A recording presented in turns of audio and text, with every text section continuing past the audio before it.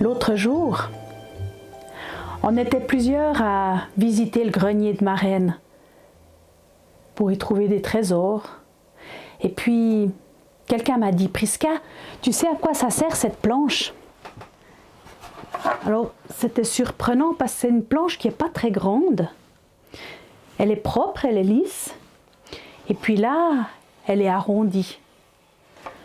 J'ai réfléchi et j'ai pas trouvé. Alors il m'a répondu, eh bien c'est une planche à lessive, pour faire la lessive dans la fontaine ou au bord de l'eau. Alors je venais d'apprendre quelque chose. Mais le plus étonnant, c'est que derrière cette planche, il y avait une histoire. Écoute, la voilà. Il était une fois un roi qui avait 3 fils. Ce roi avait élevé ses 3 fils tout seul parce que sa femme était morte en mettant au monde son dernier fils. En plus, il avait eu de la malchance ou peut-être autre chose, mais il avait été ruiné. Il ne lui restait plus qu'un petit lopin de terre et 2-3 chèvres. Mais il s'en est bien sorti. Et ses enfants sont devenus grands. Alors un jour, le roi a dit à ses fils, « Mes enfants, il vous faut maintenant partir pour apprendre un métier. Souvenez-vous toujours de votre maison et des bons comportements et de la gentillesse. N'oubliez jamais ça. » Et puis il leur a donné sa bénédiction, que les 3 fils ont reçu un genou à terre. Chacun a préparé son bagage. Chacun a mis dans son panier un quignon de pain, 2-3 petits fromages de chèvre, une poignée de noix et quelques pruneaux. Le père leur a encore donné à chacun 1 sou. Et les voilà sur le départ.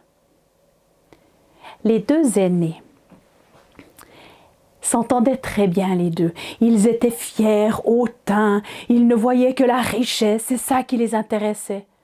Le petit dernier était un peu innocent. Lui, il n'avait pas besoin d'argent pour vivre. Il vivait dans le bonheur avec rien. Il lui suffisait d'avoir sa forêt dans laquelle il peut aller se promener tous les jours, pour aller observer le lièvre, pour observer la belette, le pivert, et puis pour manger les faînes, les meurons, les baies de toutes sortes qu'on trouve dans la forêt, et surtout pouvoir librement aller retrouver sa petite bergère. Ah, il l'aimait tellement, il aimait passer du temps avec elle. Pour le petit dernier, c'était le plus important. Quand les 3 enfants se sont retrouvés ensemble sur le départ, l'aîné a dit « Mais ça ne sert à rien qu'on parte les 3 en même temps. Je vais partir le premier. Comme ça, on ne va pas dépenser tout l'argent en même temps. Moi, j'irai chercher une place de travail et dès que j'aurai trouvé une place, je viendrai vous rechercher. » Et c'est comme ça que le premier fils, l'aîné, est parti en fin d'après-midi. Il a marché, et il a pu marcher toute la nuit, puisque c'était pleine lune. On voyait presque comme en plein jour. Il a marché, et vers minuit, il s'est retrouvé près d'un étang.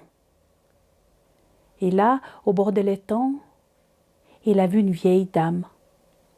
Une vieille dame qui faisait sa lessive sur une planche à lessive. Elle était vraiment tellement vieille. Elle avait des rides, des plis. Et chaque fois qu'elle frappait son linge avec le battoir, l'unique dent qu'elle avait dans sa bouche se mettait à trembler. Elle était tellement vilaine, cette lavandière. À un moment donné, elle s'est adressée à l'aîné. Elle lui a dit « Viens m'aider à tordre le linge pour l'essorer. Toute seule, je n'en ai pas la force. » L'aîné a dit « Hein, si tu sais que tu n'as pas la force pour essorer ton linge, t'as qu'à pas faire la lessive. » Et puis il est parti hautain. Seulement il faisait tellement chaud que le fils aîné a voulu se rafraîchir à l'étang.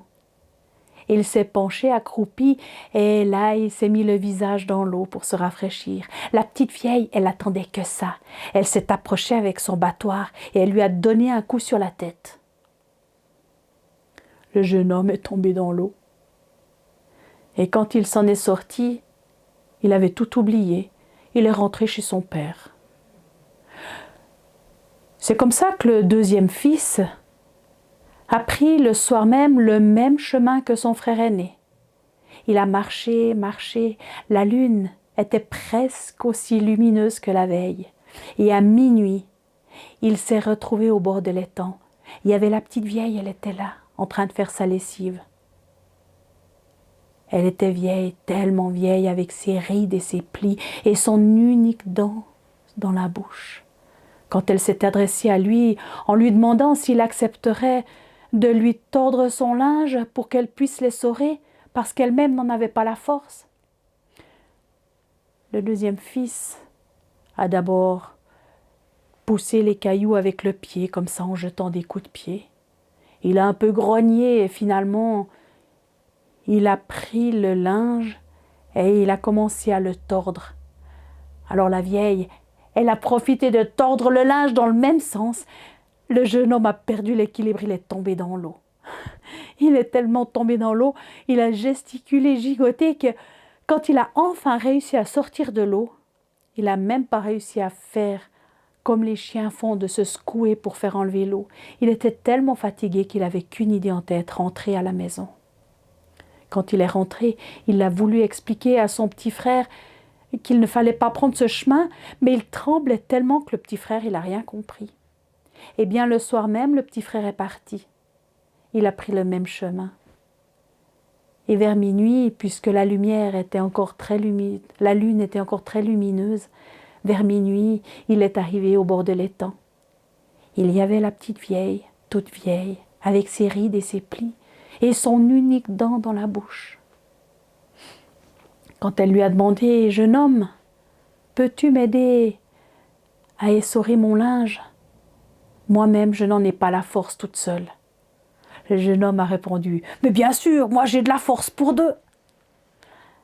Alors ils se sont mis à essorer le drap, tranquillement, et au lieu que ce soit de l'eau qui goutte, c'étaient des diamants qui tombaient par terre. Ils ont continué à essorer jusqu'à ce que le linge soit sec. Et puis le jeune homme a aidé la vieille à plier le drap. Et puis il a ramassé les diamants qu'il y avait par terre et il les a donnés à la vieille. La vieille lui a dit « Non, non, tu peux garder ces diamants, ils sont pour toi. »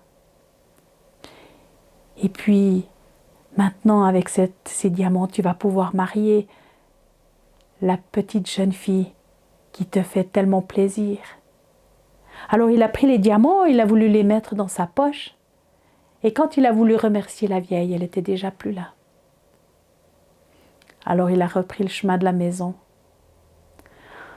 Il était heureux. Il avait comme la tête dans les étoiles. Et puis il pensait à la petite bergère. Il pourrait la marier, enfin. Il est arrivé à la maison, il a dormi et le lendemain matin, il est allé en ville trouver le bijoutier. Il a échangé ses diamants contre de l'argent.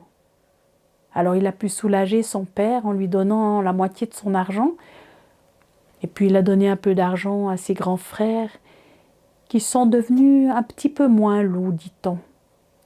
Et surtout, il a pu se marier avec la bergère.